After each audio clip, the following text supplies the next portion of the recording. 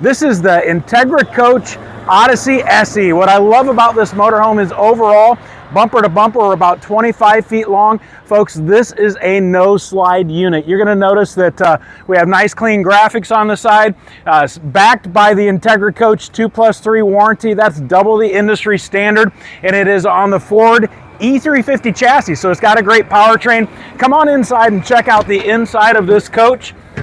What I love about this coach is, as I said, it is a no-slide unit, but when we are inside of this coach, it feels very spacious and roomy.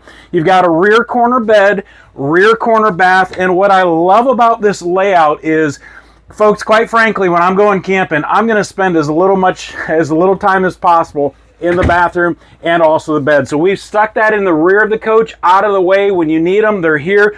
But look at your main living area. We have a U-shaped dinette that is quite large. This will turn into a sleeping area. Our front overhead bunk is rated at 750 pounds, a large sleeping capacity. So technically, you could easily fit 2 in the front overhead bunk, 2 smaller children here, 2 in the rear, a 25-foot coach, no slides, that comfortably seats and sleeps a lot of people.